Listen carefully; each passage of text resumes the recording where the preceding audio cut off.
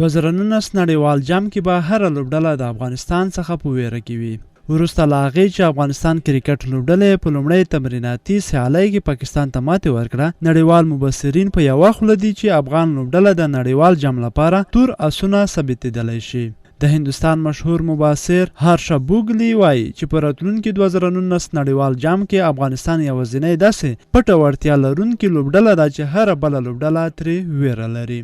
هارشا بوګلی د یوې هندي سپورټي رسنۍ کریک بوز لخوا په یوه خپره شوي ویډیو کې ویلي دي چې په تیرو 10 کلونو کې افغان لوبډله کومې لاسته راوړنې لري حیرانوونکې دي او د کرکټ په تاریخ کې لومړۍ لوبډله ده چې په کم وخت ستر ځای ته ورسېده. نوموړی زیاتوي چې اوس مهال افغانستان لوبډله له هر بل وخت خطرناکه برېښي.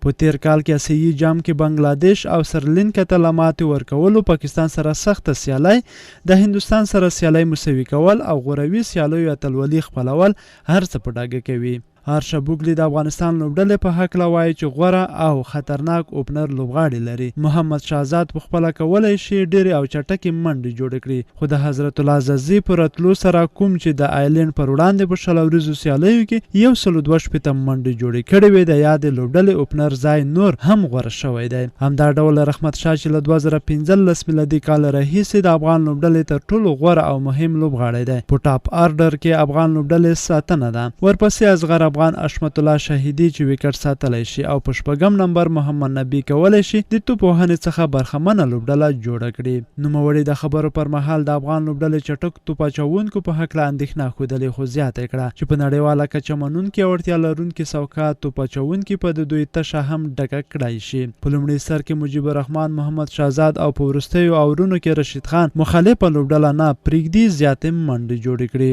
هارشا بوګلی د افغان لوبډلې په اړه ویل که چیرې په نړیوال جام کې 8م نمبر خپل کړي دوی لپاره ستره لاسته راوړنه ده، خو که چیرې 9م یا 6م مقام خپل کړ دا به نړیوالو لوبډلو ته د حیرانتیا وړ خبره وي. نن د دوشنبې په ورځ افغان لوبډله د انګلستان لوبډلې پر وړاندې په 2مه تمریناتي سیالۍ کې مخامخ کیږي. په انګلستان لوبډله کې له بېلابېلو لوبغاړو ټپي کېدل د افغان لوبډلې د ګټې چانسونه زیات کړي دي. د ټلګراف ورځپاڼې تېره ورځ د افغان او انګلستان لوبډلو په هکله راپور خپور کړی او زیاته کړې ده چې انګلستان لوبډله د افغان لوبډلې خطرناکې حملې څخه په ویره کې وي. دوی د نوې وړتیا سره نړیوال جام ته رسېدلي دي. ډېره مننه ملګرو چې تر پایه راسره پاتې شوئ. که هر چا ایران ټي وي یوټیوب چینل نه وي سبسکرایب کړی، په مهربانۍ سره یې سبسکرایب